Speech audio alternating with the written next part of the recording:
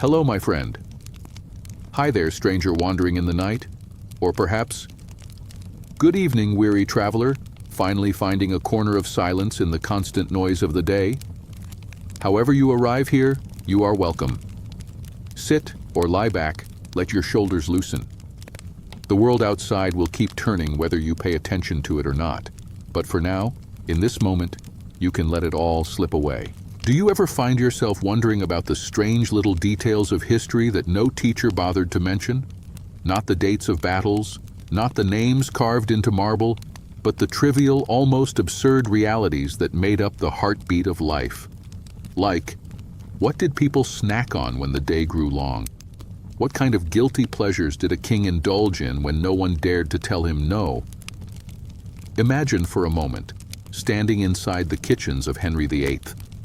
The air is heavy with smoke, the clang of iron pots echoes from the stone walls, and somewhere above, a monarch waits, impatient for yet another indulgence.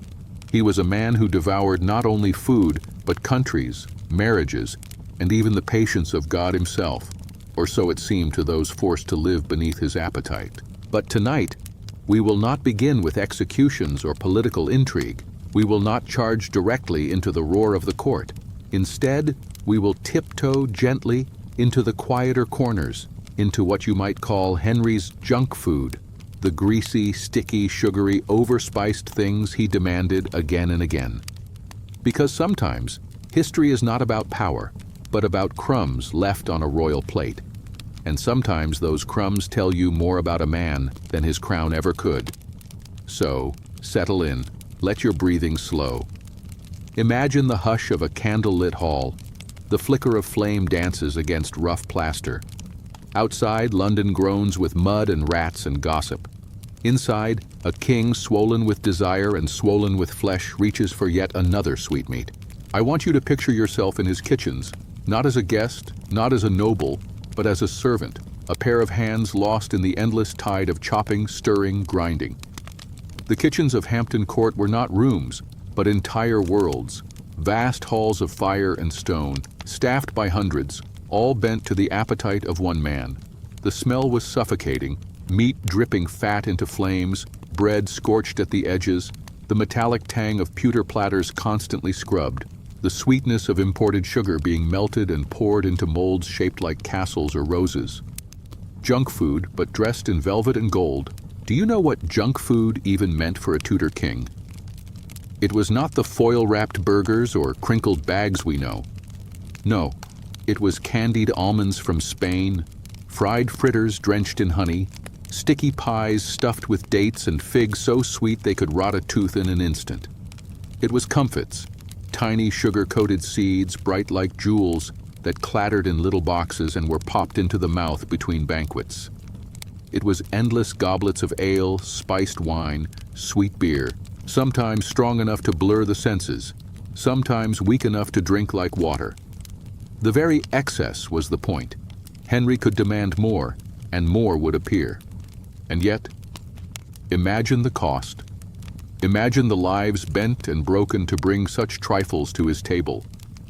The long caravans from the Levant, carrying cinnamon and nutmeg across deserts. The sailors swaying in the stink of cramped ships, delivering sacks of sugar grown on blood-drenched plantations. All so that one man in England might dip his fingers into a dish of candied violets. Junk food, yes, but junk food that came with invisible ghosts whispering through every bite. You might ask yourself, lying there in the dark, what did it feel like to be a subject in a kingdom where your ruler's appetite was endless? Did they laugh quietly at him, this king who grew too large to mount his horse, yet demanded richer sauces? Did they envy him? Did they fear him? Or did they, like us, shake their heads at the absurdity, knowing that all the gold in the world cannot buy contentment? And what of the man himself? Picture Henry not as the bloated tyrant of later portraits, but as a young prince, golden-haired, athletic, his body humming with vitality. Even then he reached for indulgence. Sweet wine dripping down his chin, pies bursting with spiced meat. He could ride, he could joust, he could sing, but still he consumed. Perhaps he believed that abundance itself was a kind of proof of God's favor. Perhaps he feared that to deny himself would be to look weak. Or perhaps, like any of us, he simply loved the fleeting comfort of something sticky, something fried, something that made him forget for a moment that empires rest on fragile bones. As the years rolled on and his body swelled and his marriages crumbled and his conscience, or what was left of it, grew heavy, the junk food only multiplied. In those small moments, late at night, when a platter of marchpane or sugared fritters was set before him, I wonder, did Henry eat to celebrate or did he eat to forget? And now, as you lie there listening, you may notice your thoughts beginning to drift. The story is not rushing anywhere. We have time. Time to peel back layers of this strange feast, to wander through kitchens and markets, to meet the men and women who labored to create every careless indulgence. Tonight we will not hurry. The past is patient. It waits for us like a table set for supper. Before we wander further, let me ask you something. Have you ever considered how similar we are to those long-dead Tudors? You reach for a cookie at midnight. You unwrap something greasy because the day has worn you down. Junk food is not about hunger, it is about comfort. And in that small guilty moment, you and a 16th century king are not so different. Both searching for a sweetness to soften the sharp edges of life. Both hoping that just for a moment, taste can silence thought. So let us step closer. Let us imagine the flickering light of Hampton Court once again. The king waits above, his appetite impatient. Below, in the endless kitchens, fires roar. A pig turns slowly on a spit, fat sizzling. Dough is kneaded with fists, dust rising in the air. Knives clatter. Someone carries in a sack of sugar so precious it is locked with iron keys. Someone else crushes spices with a mortar, the sound rhythmic, steady, like a heartbeat. This is where our story begins, not with treaties, not with beheadings, not with the thunder of history, but with crumbs, with grease on fingers, with the whispered truth that sometimes power looks less like a crown and more like a sticky sweet melting on the tongue. And as we drift deeper into this world together, I will remind you, there is no need to stay awake through it all. Let the images wash over you like a tide. If your eyes grow heavy, let them close. The kitchens of Henry VIII will keep turning. The platters will keep arriving. The king will keep reaching. And we will keep walking quietly beside him, noticing the details he never did. Because history, my friend, is not only about what people built or destroyed, it is also about what they nibbled in the dark. Imagine yourself walking down a corridor where the stone walls sweat with the heat of unseen fires, where the ceiling is blackened by years of smoke curling and settling, where every footstep echoes not because the hall is empty, but because it is so vast that sound itself becomes lost before reaching the far wall. These are the kitchens of Henry VIII at Hampton Court, the hidden heart of a kingdom where power was measured not only in soldiers or treaties, but in the sheer quantity of food that poured endlessly upward toward the royal table. You might expect a kitchen to be a small room, a hearth, a few pans hanging from hooks, but here it is, a world unto itself, the scale almost disorienting, as if you have stumbled into a village that exists only to chop, roast, boil, and bake. The air is alive with the roar of fires, the crack of cleavers striking through bone, the hiss of dripping fat, and beneath it all the murmurs of dozens of men, each voice subdued, each movement precise, as though aware that even the smallest mistake in this place could ripple upward into the temper of a king. Stand still for a moment, and you will feel the ground tremble as barrels of ale are rolled across flagstones. Hear the creak of ropes as carcasses are hauled in from slaughter yards. Catch the sudden metallic scrape of a ladle stirring a vat so large you could almost climb into it. You will notice that every figure here has a place in the order. The spit boys, their faces shining with sweat, turning the great wooden poles so that haunches of venison and whole pigs spin slowly before the fire. The bakers kneading dough with forearms dusted white, moving in a rhythm so steady it could be mistaken for a prayer. The confectioners in quieter corners, bending over trays of marchpane, shaping almond paste into roses, castles. Even little figures that mock the nobility themselves in sugar and gold leaf. They are craftsmen, but they are also shadows, for the feast belongs not to them. They will taste little of it, though the scents cling to their clothes, though the grease soaks into their skin, though their dreams at night are haunted by phantom banquets they will never touch. And above it all, unseen but always present, hovers the appetite of Henry.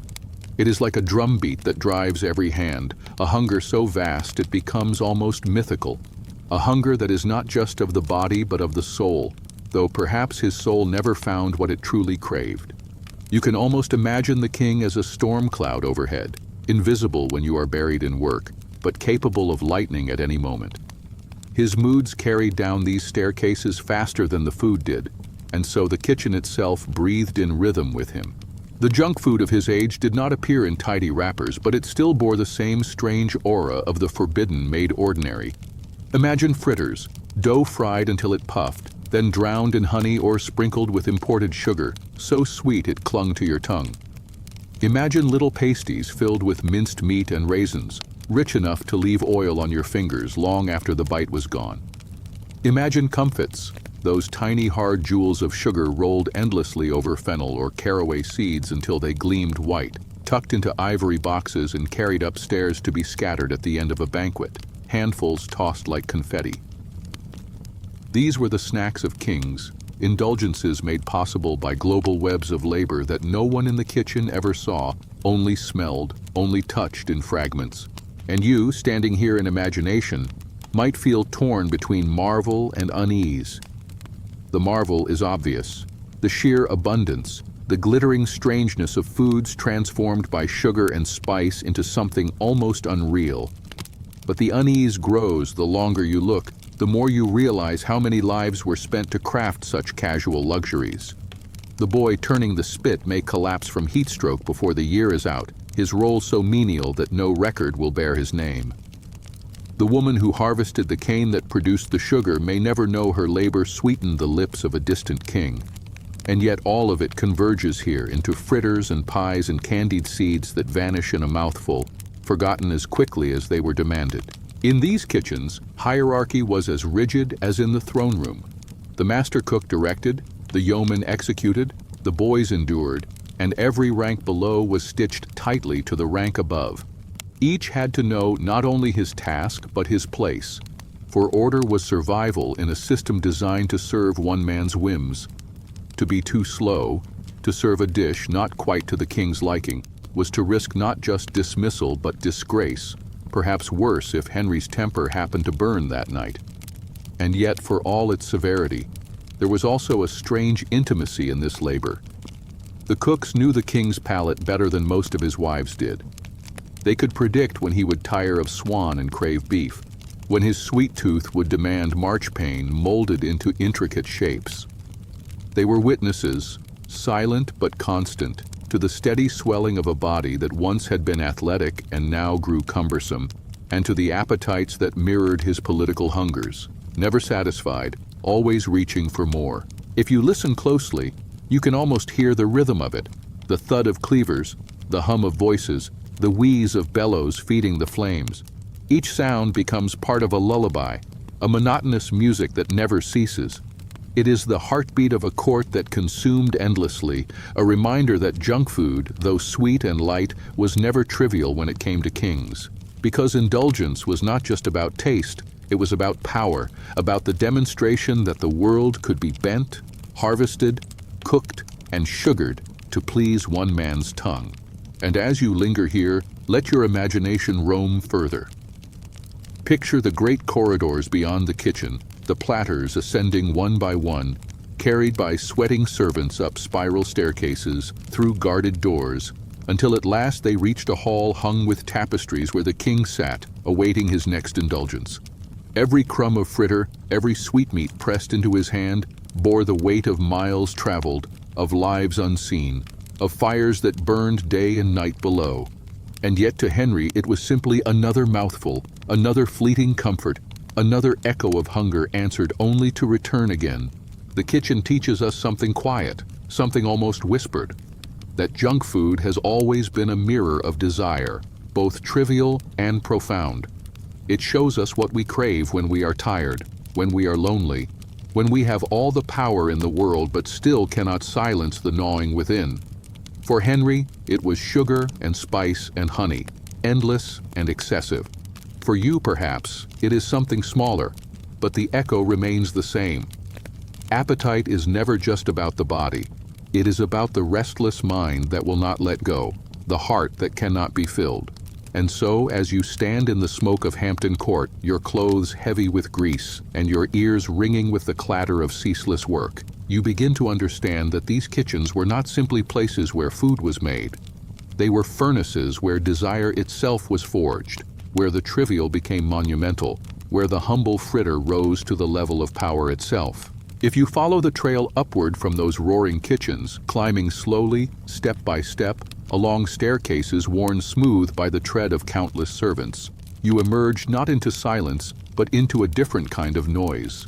One muffled by hangings of velvet and tapestries, a noise of expectation, of laughter half stifled, of goblets knocking together as they are placed ready upon the long tables. This is where the kitchen's labor finally blooms into spectacle, where food is not only eaten but displayed, admired, whispered about, and remembered. For Henry VIII, the hall was not merely a place to satisfy hunger, it was a stage upon which appetite itself became power. Every sweet, every sticky fritter, every sugared almond was another line in the play of kingship, another way of saying to his court, "Look how the world bends itself to feed me."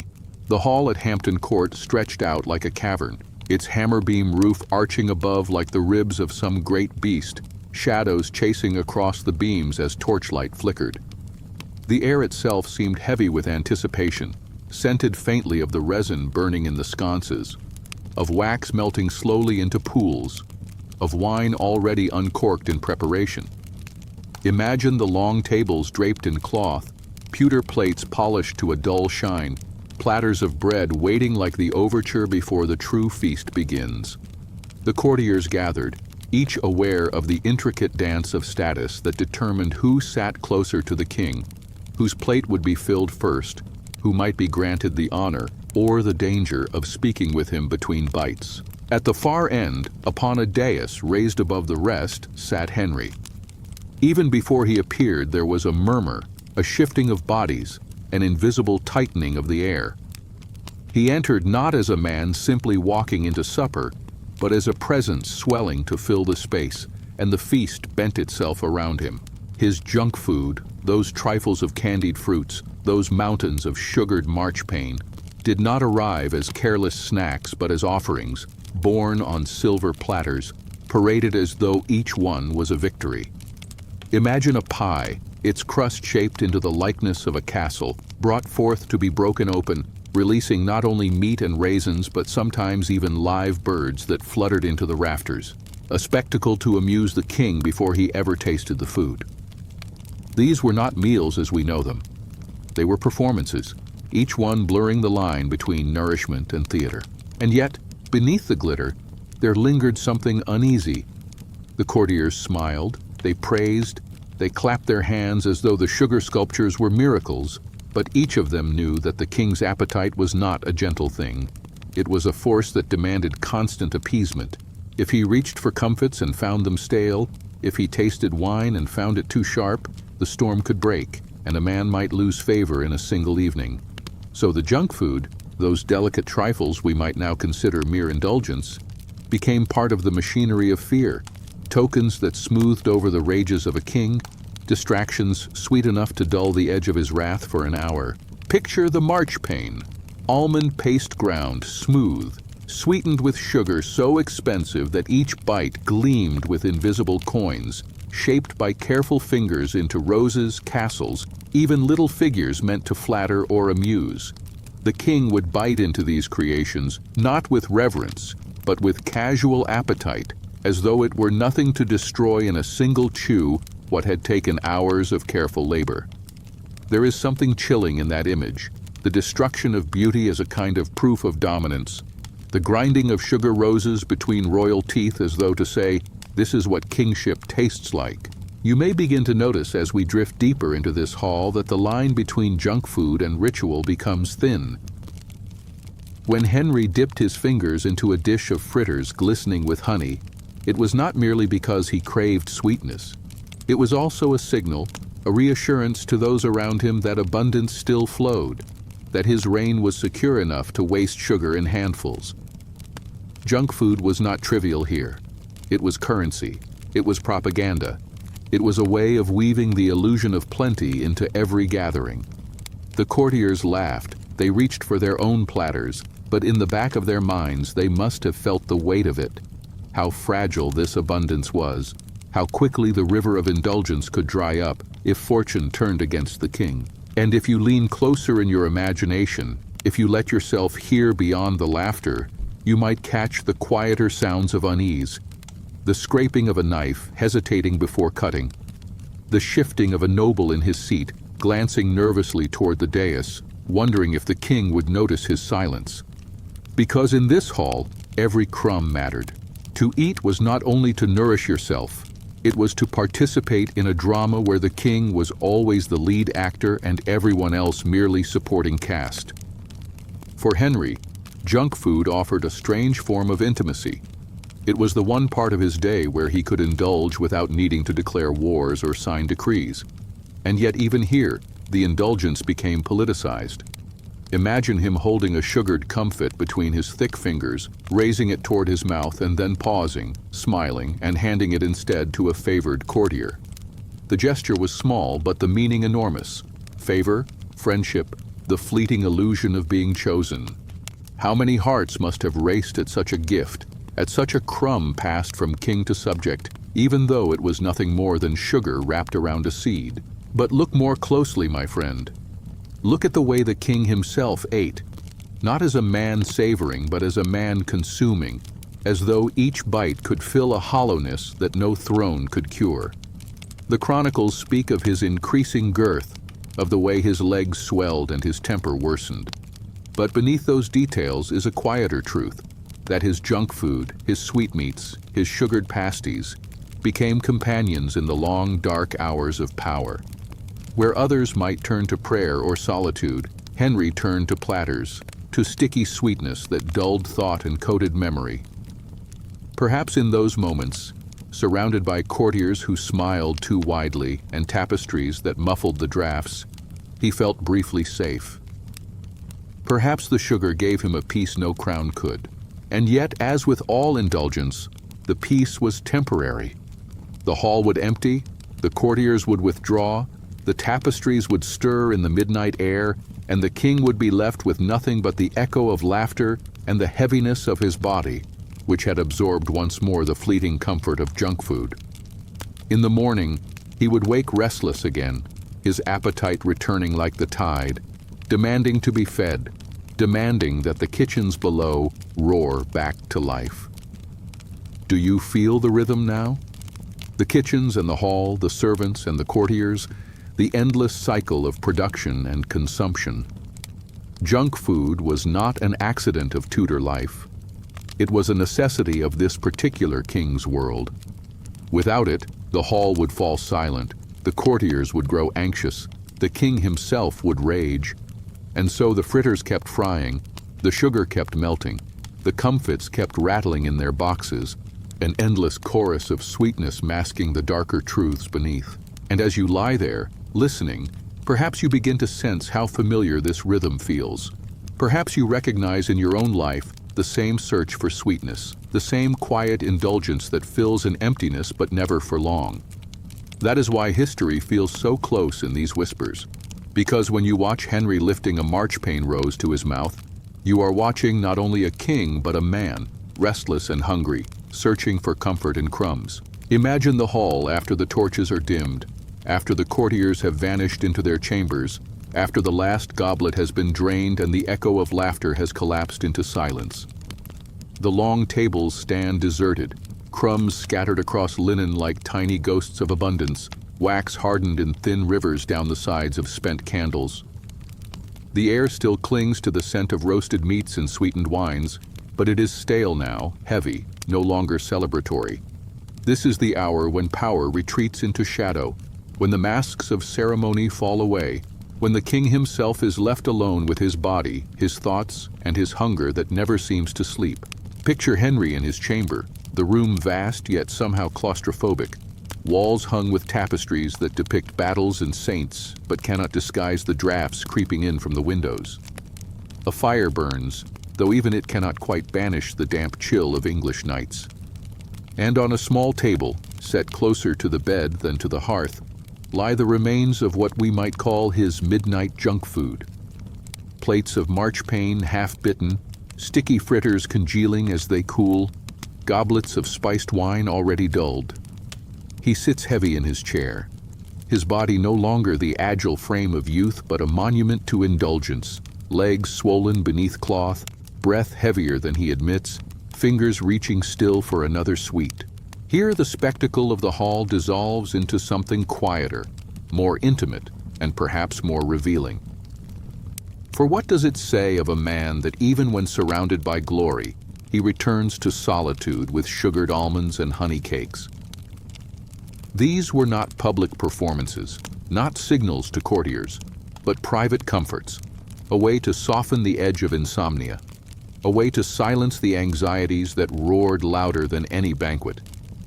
Imagine the king, restless in his bed, turning not to prayer, not to counsel, but to the soft crunch of comfits between his teeth, the fleeting sweetness sliding down his throat, the brief illusion that satisfaction might be permanent if he only ate enough of it. But the body tells its own truth, and Henry's body began to betray him. Physicians hovered, whispering in the corners of the chamber, urging moderation, warning that too much sugar weakened the teeth, that too much meat thickened the blood, that the king's own swelling was proof enough. Yet what physician could command a king?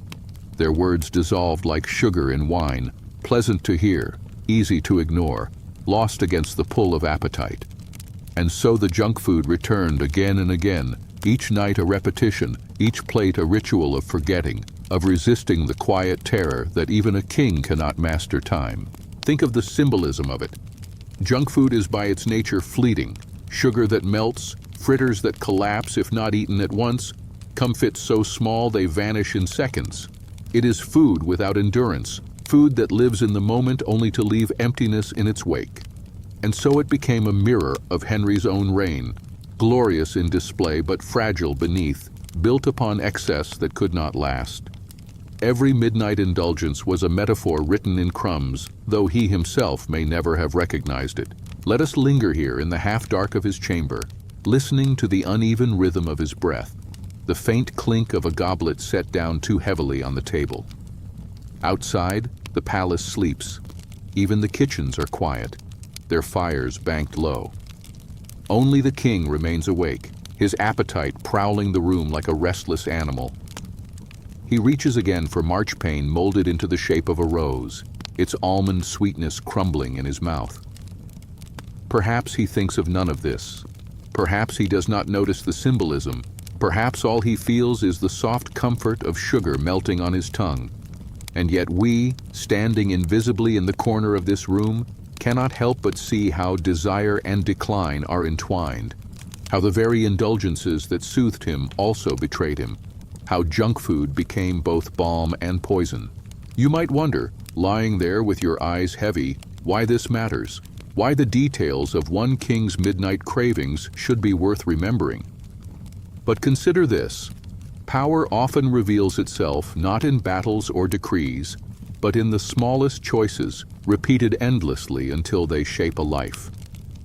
Henry's wars can be measured in treaties, his marriages in church records, but his appetites, those are recorded only in the shadows, in the grease stains on linen, in the sugar dust scattered across his fingers. And sometimes it is in those shadows that we find the truest portrait of a man. So let us drift deeper into this chamber, past the heavy curtains, past the restless king, into the silence where history softens into dream. The crumbs on his table gleam faintly in the firelight, tiny fragments of sweetness that once came from distant lands, carried across seas, fought for in markets, labored over by hands that will never be remembered. And here they end, in the mouth of a king who eats to forget, who eats because power has given him the freedom to never deny himself, who eats because appetite is the one companion that never betrays him. Until, of course, it does.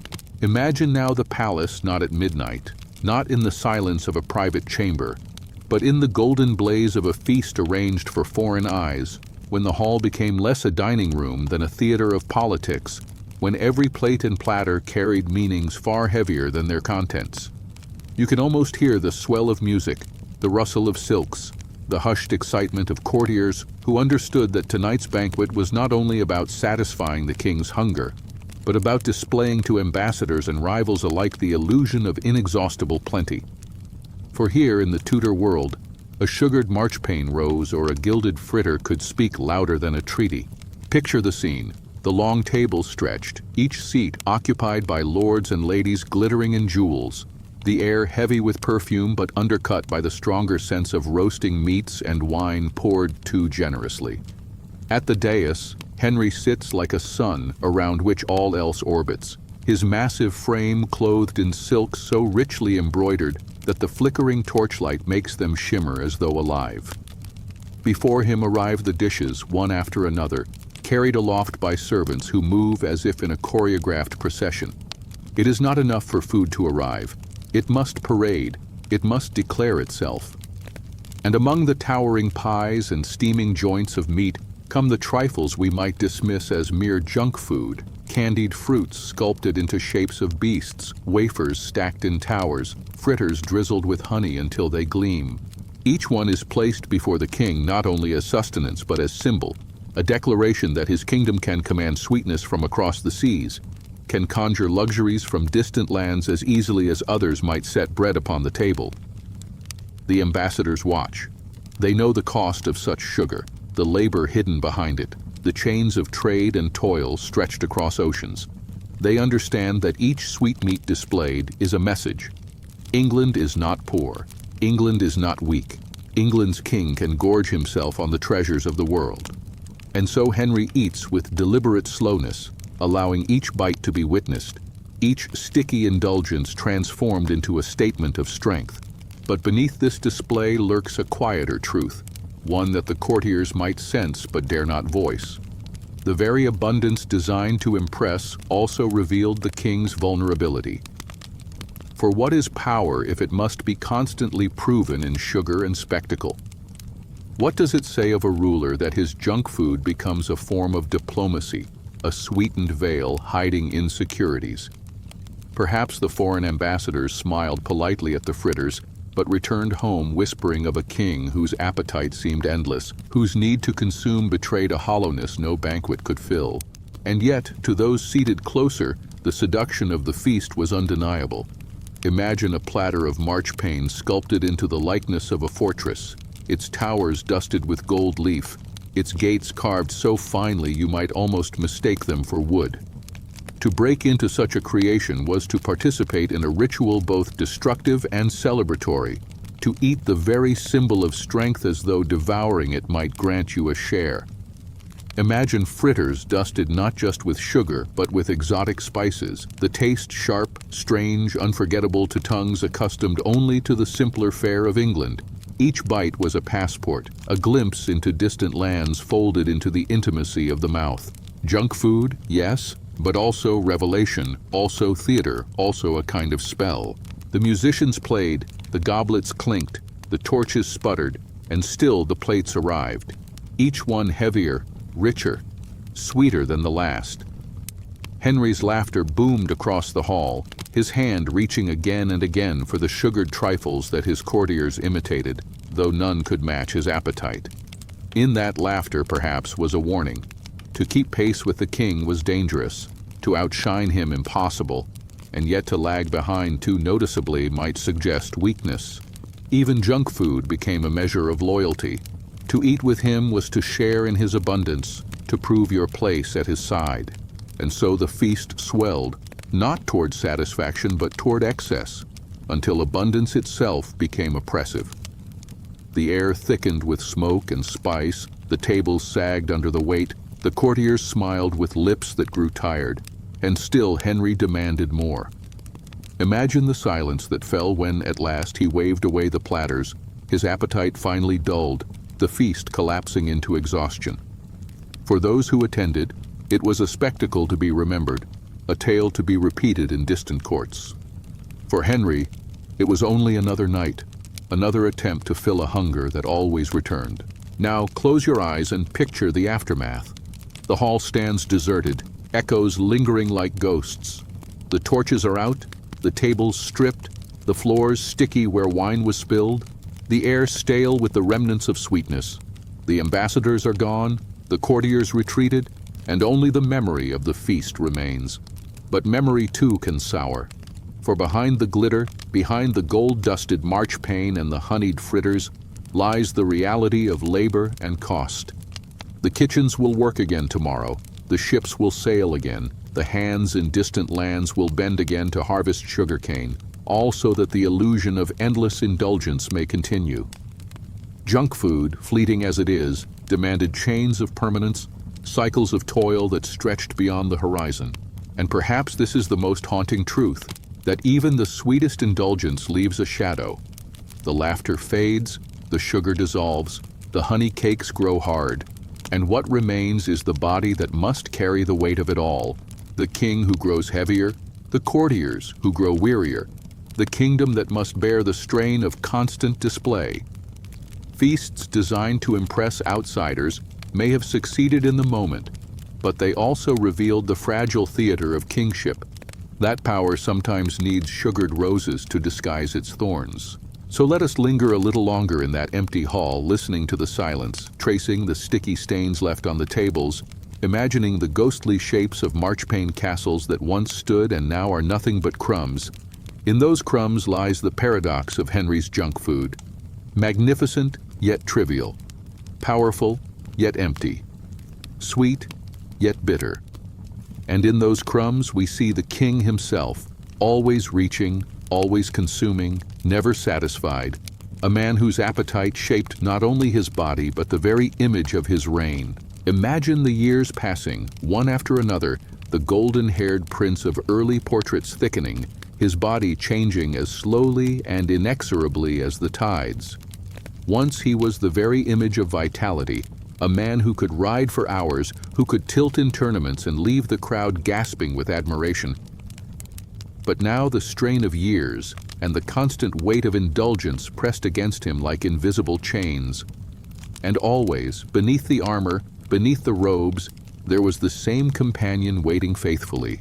The sugared fritter, the honey cake, the marchpane rose, small comforts that carried with them the shadow of decay. Physicians hovered in his orbit like nervous stars around a dying sun. They measured his pulse, they studied the color of his urine, they whispered among themselves in Latin, knowing better than to speak too plainly. They recommended moderation, but moderation was foreign to a man who had built his life on excess. They spoke of humors, of balances between hot and cold, wet and dry, and in their prescriptions you can almost taste the desperation of an age struggling to make sense of a body unraveling under too much. Drink this syrup of violets, they urged, chew fennel seeds to freshen the breath, bathe the legs in warm infusions to draw out the swelling. But no tincture, no poultice, no handful of herbs could undo what years of indulgence had already written into his flesh. Picture the king's legs, bandaged and aching, the ulcers that throbbed beneath the wrappings, the pain that made each step a burden. And yet, even as his body protested, his appetite did not relent. Imagine him seated heavily, breathing hard, reaching still for comfits that crackled sweetly between his teeth. Each bite was a small act of defiance against the warnings of his own body, as though he believed that kingship itself gave him the right to outlast the flesh. Junk food had become more than a comfort now. It was a kind of rebellion, a refusal to accept weakness, a declaration that even in decline he could command sweetness from the world. And yet, what irony that the very foods which once symbolized his power now became tokens of his frailty. The courtiers who watched him could not fail to notice the change. Once he had dazzled with strength, now he groaned with effort. Once his feasts had been displays of triumph, now they revealed the toll of excess. Perhaps some whispered behind their hands, perhaps others pitied him, but all of them must have felt the truth pressing in. The king's appetite, once a sign of abundance, had begun to devour him. Still, the rituals continued. The physicians brought syrups laced with sugar, believing sweetness itself to be medicinal, not knowing how deeply it cut. They recommended spiced wine to warm his blood, candied ginger to settle his stomach, sugared almonds to strengthen his nerves. Remedies and indulgences blurred until it was impossible to tell where medicine ended and craving began. What was prescribed to heal might just as easily have been demanded for pleasure, and so the line between treatment and temptation vanished into the same sticky sweetness. Imagine him in those moments of pain, shifting in his chair, his body heavy, his temper short. The junk food was still there, waiting, shining in silver dishes. Did he ever wonder, even fleetingly, if these sweet comforts betrayed him? Or did he, like so many of us, push the thought aside, letting the sugar dissolve on his tongue, preferring the comfort of the moment to the fear of tomorrow? There is something achingly human in that choice, something that binds a king to the simplest of men. And so the story of his appetite entered its darker chapters, where junk food no longer glittered with celebration but clung like a shadow he could not shake. The body that had once been a weapon, a symbol of strength and virility, became instead a reminder of mortality, of the limits even a crown cannot erase. And yet still, amid the pain, amid the swelling, amid the endless ministrations of anxious physicians, he reached for the comfit, the fritter. The marchpane rose. Sweetness remained, faithful to the last, as both comfort and curse. Imagine for a moment that you are not watching Henry alone in his chamber, nor seated on the dais of a grand hall, but standing among the courtiers who circled him like moths around a flame. Each of them had their own ambitions, their own fears, their own delicate balance between speaking too much and saying too little. And yet, in ways both visible and hidden, they too were shaped by his appetite. Junk food did not simply pass through his hands, it became part of the language of court, a symbol of intimacy, of favor, of risk. To share in his indulgence was to step closer to him.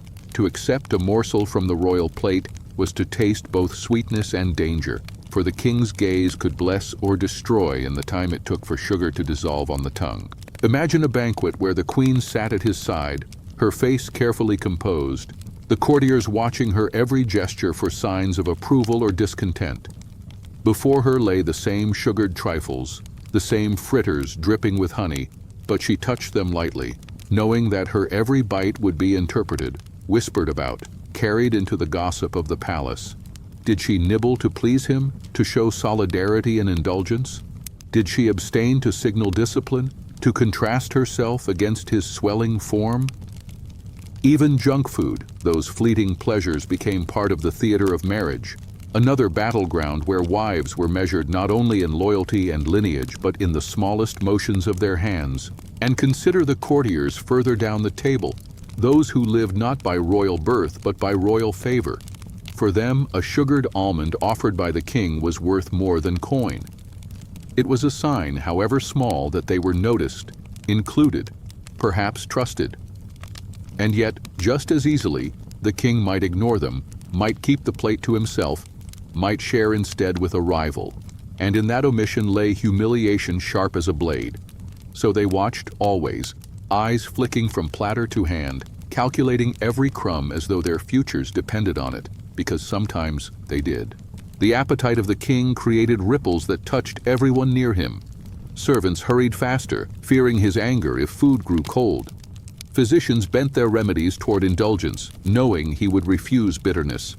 Ambassadors wrote reports describing not only the words of his counsels, but the abundance of his feasts, as though sugared marchpane could carry as much meaning as a signed treaty. Even rivals abroad began to understand that England's king could be read through his stomach, his cravings as revealing as his policies. And there is something almost tragic in that, is there not?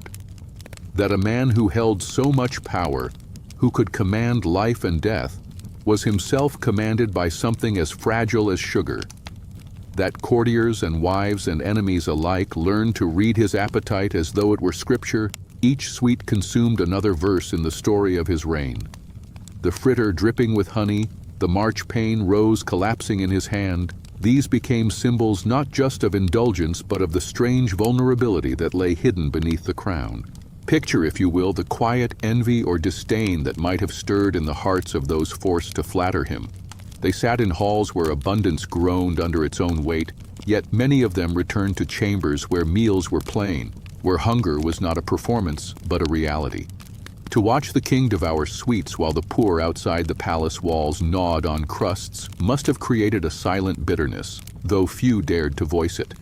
For in Henry's court, silence was survival, and even the act of looking too long at his plate could be dangerous. And yet, how human it all seems. Strip away the crown, the velvet, the armies, and what do you see?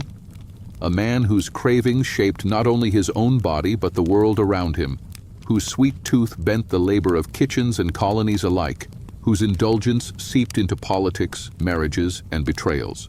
Junk food was never trivial here. It was the thread that wove through relationships, the quiet code of the court, the taste that lingered on every tongue whether desired or not.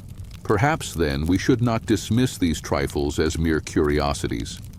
For within them lies a portrait of a court held hostage by appetite, a court where sugar and honey became as sharp as swords, where every fritter bore the weight of unspoken power. And in that portrait we find a reminder that history is often shaped not only by grand decisions, but by the smallest indulgences, repeated until they become destiny.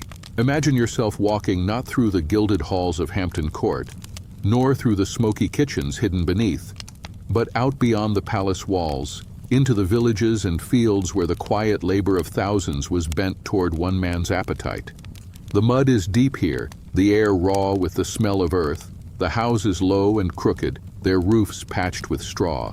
In one of them a woman rises before dawn, her hands roughened from grinding grain, her back bent from years of labor. She will never see the king's table, never taste the sugared marchpane or honeyed fritters that vanish so quickly beneath his fingers. And yet, in some unspoken way, her life is tethered to his cravings, for it is her barley, her wheat, her small flock of chickens that feed into the endless current of supply.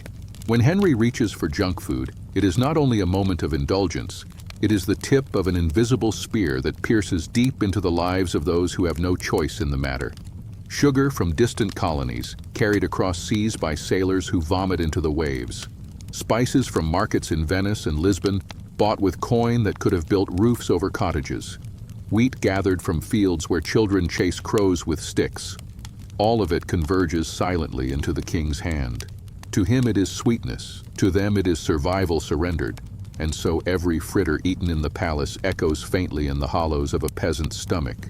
You might think junk food trivial, but here you begin to see its gravity. A sugared almond is not just a sugared almond. It is a story of ships creaking through storms, of men whipped on decks, of merchants counting coin by candlelight, of farmers bent in fields until their skin cracked. And though none of them are remembered by name, though their sweat does not glimmer on parchment records, they are the silent authors of every sweet indulgence that passed Henry's lips. Imagine the bakers in London, faces flushed from the heat of their ovens, dough clinging to their sleeves.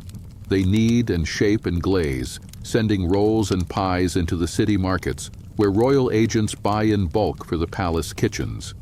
The bakers' children gnaw at crusts while, a few miles away, marchpane castles are devoured in minutes. Imagine the butchers hauling carcasses, their knives flashing, their boots slick with blood, preparing joints of meat that will be minced with raisins, spiced, and transformed into pies that Henry may or may not even taste. Each life turned without consent into a spoke in the wheel of indulgence. And yet, there is something strange in how ordinary people must have viewed it. Did they envy the king his sweets, or did they shake their heads in disbelief at the waste? For those who lived with hunger as a daily shadow, to hear of sugar molded into roses or fritters fried in butter might have felt like tales from another world. Perhaps they whispered about it by hearth fires, voices low, laughter bitter, marveling that one man's appetite could devour so much while they prayed for one more loaf to last the week. Junk food for the king was not junk food for them. It was a measure of distance, a reminder of the gulf between ruler and ruled, sweetened with a bitterness sharper than spice. And still, the supply never ceased. The wagons rolled in with flour, the barrels sloshed with wine, the crates spilled over with dried fruits. The palace remained a mouth always open, and the country strained to keep feeding it. In this way, junk food became not just a private indulgence, but a public burden, a hunger that demanded roads, ports, taxes, trade, all the scaffolding of a kingdom bent to sustain the whims of one man's palate. It is here, in the mud and smoke of ordinary lives, that the story of Henry's junk food gains its weight. Not in the gleam of gold leaf on marchpane, but in the hands of a farmer cracked from frost, in the eyes of a child who watches grain carted away. The sweetmeats on the king's table were born from their labor, and though he never thought of them, though their names never crossed his lips, they were bound to him by the invisible chain of appetite. And you, lying there with your eyes heavy, might begin to feel how strange this is, that something so fleeting as a sugared fritter could shape the rhythms of entire lives, that the junk food of one man became the quiet destiny of thousands. Perhaps you taste the sweetness, perhaps you taste the bitterness, but either way, you taste the truth. Appetite is never only personal, it is always shared, even when only one mouth eats. Imagine the whispers that spread beyond the palace gates, carried not in proclamations or sermons, but in the murmured conversations of taverns, in the laughter of markets, in the hushed warnings of mothers to their children. A king's appetite was never private. It bled into the air of his kingdom, becoming a story retold in fragments, a parable reshaped by each tongue that passed it on. Henry's sweet tooth became more than habit. It became legend, a shorthand for excess, for power unrestrained, for a ruler who devoured not only pies and fritters, but wives and faith and fortune. You might imagine a cobbler, bent over his work, muttering to a neighbor about the latest report from court, how the king demanded sugar sculpted into animals, how he gorged while his people paid more for bread. The neighbor laughs, shakes his head, perhaps repeats the tale that night at home, and so the story grows, each crumb of truth wrapped in layers of exaggeration until the king becomes a figure not just of authority, but of uneasy fascination. There is a strange intimacy in gossip, for it binds the powerless together against the weight of the powerful. And in Tudor England, gossip about Henry's indulgences served as a kind of safety valve. They could not criticize his wars without danger, could not mock his marriages without risk, but they could chuckle about the king's belly, about his endless craving for marchpane roses and fritters. In laughter, there was both defiance and resignation, a way of speaking the truth without daring to say it directly. Junk food became a language in which his people could measure him, a code that allowed them to describe the imbalance of their world without naming it outright. And the church too took notice. Preachers thundered about gluttony from pulpits, their words aimed not openly at the king but resonant enough for all to hear the unspoken critique. They reminded their congregations that indulgence was a sin, that the body was a vessel to be disciplined, not drowned in sugar and wine. And yet, how hollow those words must have sounded when all knew the monarch himself ignored them. The very sight of his swelling form at public ceremonies undermined the sermons, turning each homily into a quiet act of irony.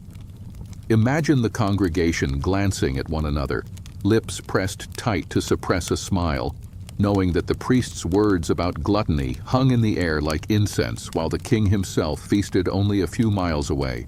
The myth of his appetite began to seep into art and pageantry as well. In masks and entertainments staged before him, food often played a role. Not simple bread, but elaborate creations of sugar and spice, dishes that arrived as part of allegories and plays. Courtiers dressed as nymphs might present baskets of candied fruits. Actors disguised as gods might offer goblets of sweetened wine, all designed to flatter the king by transforming his appetite into divine right. To eat was to reign, to consume was to prove himself chosen. And so junk food became sacred theater, woven into performances that blurred flattery and indulgence until even the boundaries between art and appetite dissolved. But as myths often do, this one carried shadows. The people began to equate his hunger with his rule itself, too much, too costly, too demanding. The king who could not restrain his hand at the table seemed also unable to restrain himself in marriage, in religion, in war. Appetite was destiny, and Henry's destiny was always more, never enough, never satisfied. The gossip of markets and the sermons of priests and the allegories of masks all circled back to the same truth: that the king's sweet tooth was more than private weakness. It was the mirror of a kingdom stretched to breaking beneath the weight of excess. And yet there was also fear in these whispers. For though people laughed about the king's cravings, they knew the danger of speaking too boldly. A joke told in the wrong company could end in ruin. A careless remark overheard could lead to prison. And so the gossip carried with it a constant edge, a thrill of danger, as though even sugar itself could be poisoned with risk. Junk food became symbol and metaphor, a way of speaking about power indirectly, of naming tyranny through trifles, of holding in the mouth the bitterness of truth disguised in the sweetness of rumor. As you lie here, listening, let yourself imagine the texture of that world: the cobbler's mutter, the preacher's sermon, the mask's performance, the whispered laughter of common folk. Each of these threads wove together into a fabric of meaning, a fabric in which Henry's junk food was embroidered not as triviality but as symbol, as myth, as warning. The marchpane rose was no longer only almond and sugar. It was a sign of gluttony, of fragility, of power that consumed without end. The honeyed fritter was not just a fritter. It was the taste of waste, of distance, of a ruler too far removed from the hunger of his people. The comfit was not just sweetness. It was the fragile sugar coating over a bitter seed of resentment that no one dared to spit out. And still the king ate. He bit and chewed and swallowed, oblivious or indifferent to the way each crumb reshaped his image in the eyes of his kingdom. For him, indulgence remained comfort, ritual, habit. For everyone else, it became story, allegory, myth. And perhaps that is the most haunting truth of all: that the same act, the same morsel, can carry utterly different meanings depending on whose mouth it enters. Imagine the eyes that watched Henry not from within his own court, not from the mud of English villages, but from abroad, from Paris, from Rome, from the glittering courts of Spain and the crumbling palaces of Italy. Ambassadors stood in his halls, their expressions careful masks, their minds racing faster than their words. They were trained to observe everything: the way a king spoke, the way he dressed, the alliances hinted at in casual remarks.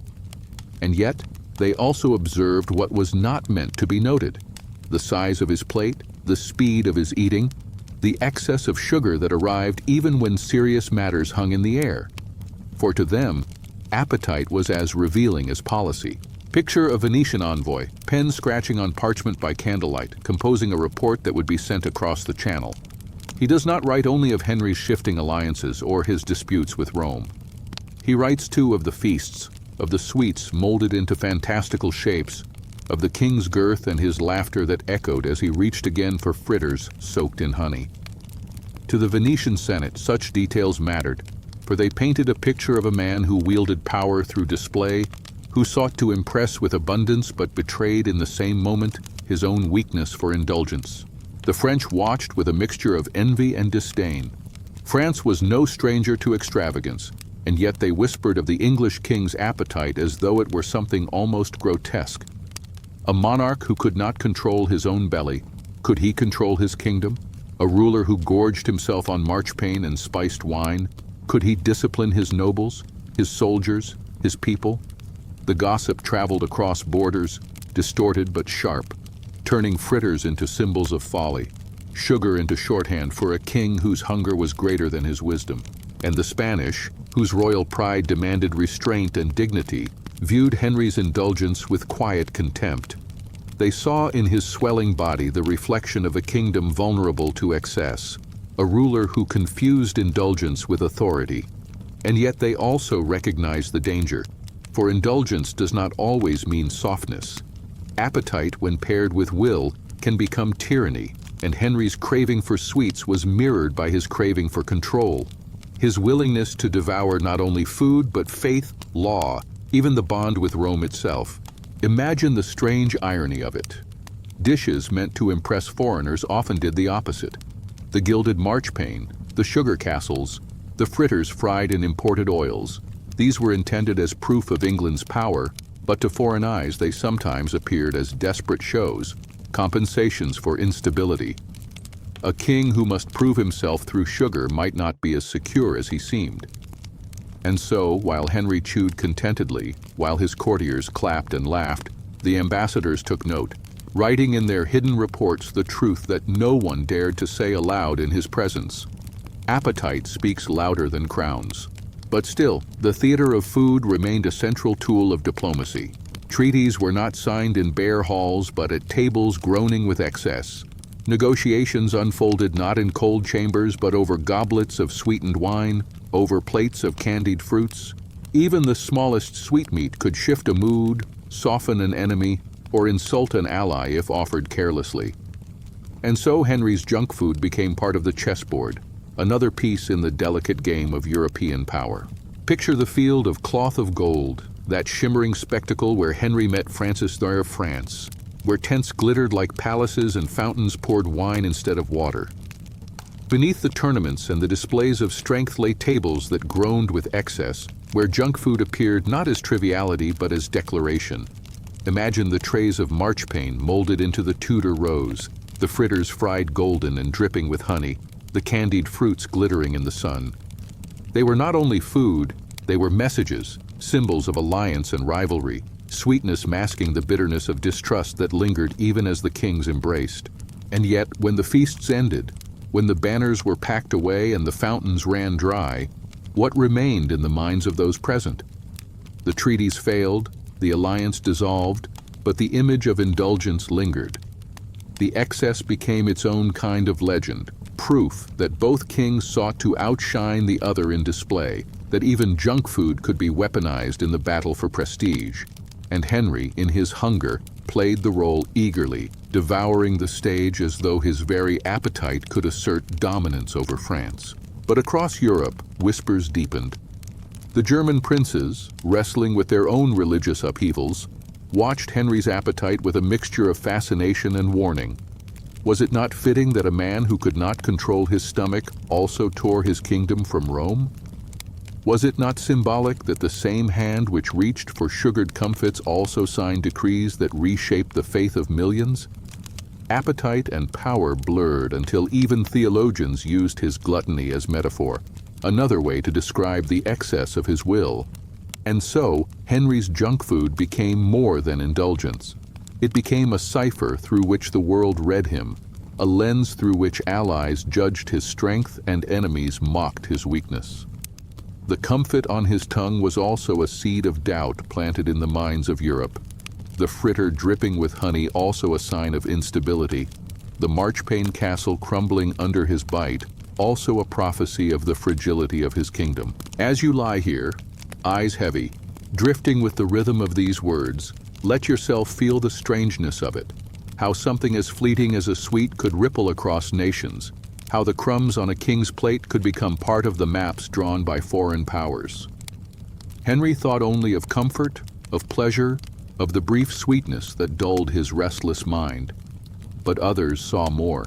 They saw weakness, they saw strength, they saw symbols. They saw a king not only in his wars or marriages, but in the way he ate, in the way he reached for sugar even as Europe burned. And perhaps in that, we glimpse the deeper truth. Appetite is never only appetite. It is always performance, always language, always power. And Henry's appetite, glittering in the eyes of Europe, became both his weapon and his wound, both his crown and his curse. Imagine the palace in its final years under Henry's rule, when the laughter that once echoed so boldly in the banqueting hall had grown quieter, when the steps of servants slowed under the strain of carrying a monarch who could no longer carry himself. The air of Hampton Court still smelled of roasting meats and sweetened wines, but there was a heaviness now, a kind of silence beneath the noise, as though the palace itself had grown weary of indulgence.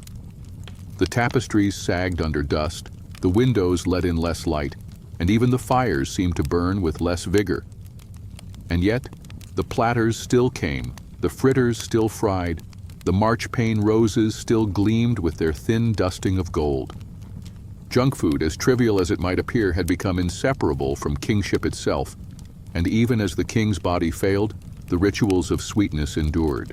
Picture Henry himself, lowered into a great chair with effort, his face ruddy, his eyes heavy, his legs swollen and wrapped in bandages.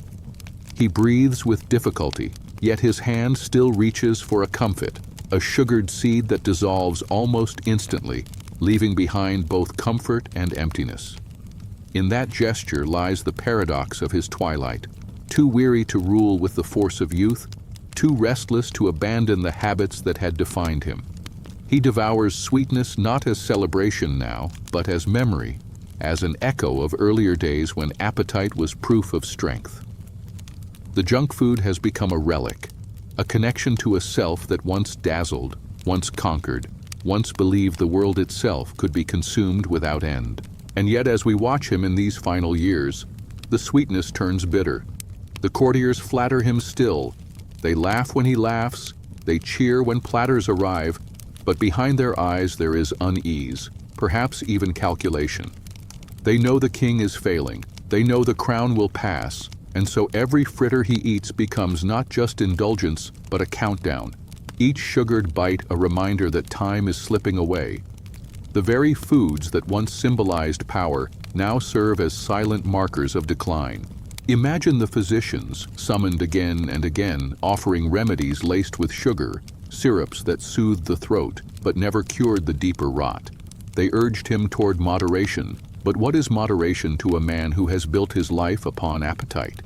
They wrapped his legs, they changed his bandages, they whispered about the ulcers that refused to heal, yet they could not silence the sound of his chewing, the small insistence of sweetness that clung to him like a shadow. Even illness could not strip him of his junk food. If anything, it bound him to it more tightly, for what else was left to comfort him in the long nights when pain gnawed louder than hunger? And as his body grew heavier, so too did the silence after feasts. Picture the banqueting hall once the music had stopped, once the courtiers had retreated, once the last candle had guttered. The tables bore the remains of excess, crumbs scattered like fallen leaves, goblets sticky with dried wine, marchpane sculptures collapsed into unrecognizable heaps. The hall smelled not of celebration now, but of stale sugar, of smoke that clung stubbornly, of something almost funereal. And in that silence, the truth whispered itself. All indulgence ends in emptiness, all sweetness crumbles into dust. Yet even in decline, appetite held its grip. Henry demanded, and the kitchens obeyed, for to deny him was unthinkable. The fires burned, the pans clattered, the servants sweated, all to produce trifles that would be swallowed in seconds. Junk food had become ritual, not because he needed it, not because it sustained him, but because it was expected, because the rhythm of his reign had been built upon it. To break that rhythm would have been to admit fragility, to acknowledge the end. And so the rituals continued, as stubborn as the beating of a failing heart. You might wonder, lying there with your eyes half closed, what it must have felt like to be a servant in those final years, to carry in platters of fritters to a king who could scarcely taste them, to watch marchpane roses vanish into a mouth that no longer smiled, to hear only heavy breathing where once there had been booming laughter. Did they pity him? Did they fear him still? Or did they, in quiet corners, whisper relief that the end was near? For the burden of one man's appetite was never his alone. It pressed upon all who lived in its orbit, and when his appetite faltered, so too did theirs.